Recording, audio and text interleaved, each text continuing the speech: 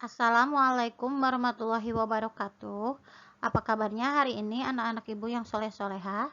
Alhamdulillah, luar biasa, pasti bisa. Allahu Akbar. Nah, anak-anak, kembali lagi. Hari ini kita belajar IPA ya, masih dengan Bu Penny.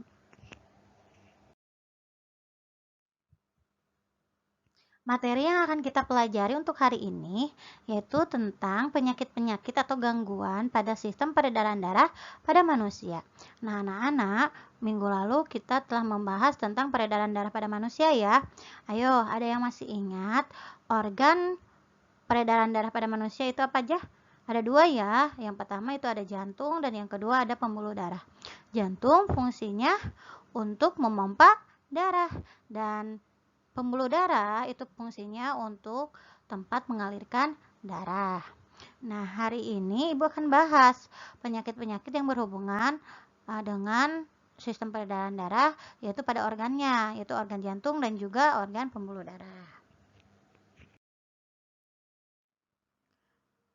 Anak-anak, perlu kalian ketahui bahwa penyakit-penyakit pada sistem peredaran darah itu dapat terjadi karena bawaan sejak lahir atau faktor keturunan. Contohnya, jika orang tua kalian mempunyai riwayat penyakit hemofilia. Nah, karena penyakit hemofilia itu merupakan penyakit turunan, maka anaknya itu bisa mengalami penyakit hemofilia juga. Kemudian ada juga faktor kecelakaan, ada faktor hidup yang tidak sehat. Contohnya kalian jika makan makanan yang tidak sehat, contohnya kayak makan makanan yang berlemak, berkolesterol tinggi, itu juga bisa mengakibatkan penyakit pada sistem peredaran darah. Kemudian ada juga penyakit-penyakit yang sudah terlalu lama sehingga penyakitnya itu menjadi atau terjadi infeksi di dalam tubuh kita. Nah, sekarang contoh penyakit sistem peredaran darah. Yang pertama itu ada anemia, yang kedua ada leukemia, yang ketiga ada stroke, yang keempat hemofilia, kelima hipertensi dan hipotensi, dan yang keenam itu jantung koroner. Nah, ini adalah sebagian dari contoh penyakit sistem peredaran darah. Nanti Ibu akan jelaskan satu persatu ya. Yang pertama yaitu penyakit anemia.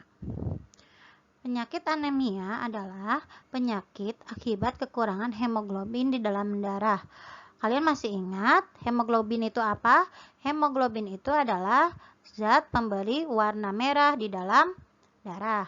Nah, penyebab anemia adalah kekurangan kandungan hemoglobin dalam eritrosit. Nah, eritrosit itu apa? Sel darah merah. Kemudian kekurangan eritrosit dalam darah dan juga kekurangan volume darah dari volume normal. Anemia dapat terjadi pada tubuh seseorang yang terluka dan mengeluarkan banyak darah. Misalnya akibat kecelakaan dan juga karena kekurangan vitamin B12.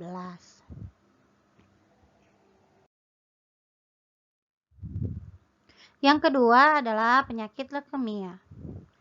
Penyakit leukemia atau kanker darah adalah penyakit yang disebabkan oleh bertambahnya sel darah putih ya, sel darah putih yang tidak terkendali.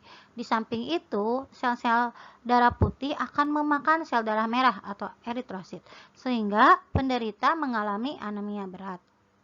Kemudian, gejala leukemia yaitu yang pertama itu demam, kedinginan, badan lemah, sakit kepala, sering mengalami infeksi, penurunan berat badan, nyeri tulang, sendi, berkeringat terutama di malam hari. Nah, itu adalah gejala-gejala leukemia. Selanjutnya ada penyakit stroke. Penyakit stroke adalah kondisi yang terjadi ketika pasokan darah ke otak berkurang akibat penyumbatan atau pecahnya pembuluh darah yang menuju ke otak, sehingga otak tidak dapat mendapatkan asupan oksigen dan nutrisi, sehingga sel-sel pada area otak yang terdampak akan segera mati, yang mengakibatkan lumpuhnya sebagian atau keseluruhan pada anggota badan kita ya. Jadi kalau sudah mengalami stroke, maka tangan kita atau bagian tubuh kita tidak bisa digerakkan.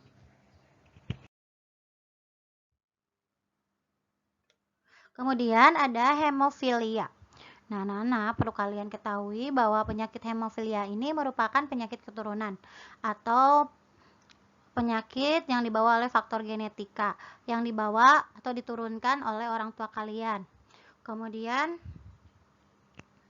hemofilia ini adalah penyakit darah yang sulit membeku karena kekurangan trombosit atau keping darah. Kalian masih ingat kan, fungsi trombosit atau keping darah itu apa? Ya, betul, yaitu untuk membekukan darah. Kemudian, jika seseorang yang mengidap hemofilia itu terkena luka, maka darahnya itu dapat terus-menerus keluar ya, sehingga penderita mengalami kurang darah, bahkan bisa menyebabkan kematian. Nah, penyakit ini tadi ya, udah ya, penyakit ini tuh merupakan bersifat menurun, diwariskan oleh orang tua kepada anaknya.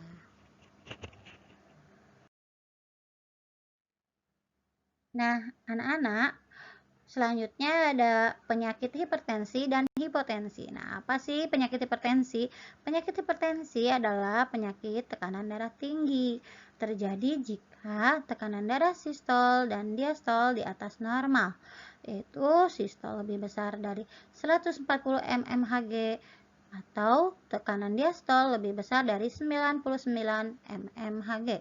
Tekanan darah yang ideal adalah tekanan sistolnya 120 mmHg dan tekanan diastol 80 mmHg. Adapun beberapa gejala dari penyakit hipertensi, yang pertama itu ada pusing, kemudian sakit kepala, nyeri dada, sesak napas, jantung berdebar-debar, kemudian mual dan muntah. Nah, sekarang penyakit hipertensi. Penyakit hipertensi yaitu merupakan penyakit tekanan darah rendah. Merupakan suatu keadaan yang ditandai dengan tekanan sistol dan diastol di bawah ukuran normal, yaitu kurang dari 90/70 mmHg. Adapun beberapa gejala dari penyakit hipotensi, yang pertama pusing, kemudian ada mual dan muntah, lemas, kehilangan keseimbangan, sesak napas, bahkan ada yang sampai pingsan. Dan yang terakhir yaitu jantung koroner.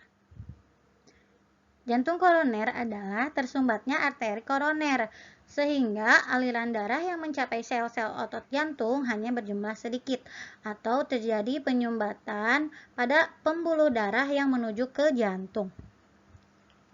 Jantung koroner dapat disebabkan oleh kebiasaan merokok, makan makanan yang berkolesterol tinggi, kegemukan, diabetes, penuaan, tekanan darah tinggi, dan juga faktor keturunan.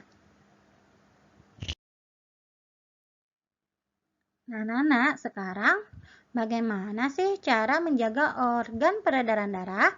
Yang pertama yaitu tidur atau istirahat yang cukup.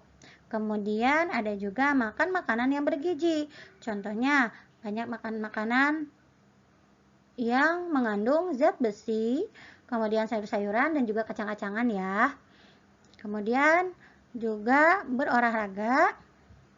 Dan yang terakhir, melakukan gaya hidup sehat ya. Tidak makan makanan yang berkolesterol tinggi.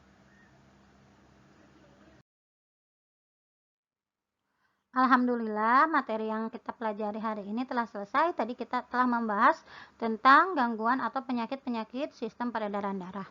Nah, sebelum Ibu tutup, kita evaluasi terlebih dahulu. Untuk hari ini, evaluasinya adalah evaluasi keterampilan. Kalian membuat poster cara menjaga organ peredaran darah. Kalian buat di kertas HPS, warnai ya gambarnya, dan buat semenarik mungkin. Alhamdulillah, materi untuk hari ini telah selesai. Semoga apa yang kita pelajari hari ini dapat bermanfaat untuk kita semua. Tetap semangat meskipun kita harus belajar di rumah ya, masih dalam keadaan online. Ibu yakin kalian pasti bisa. Terima kasih. Wassalamualaikum warahmatullahi wabarakatuh.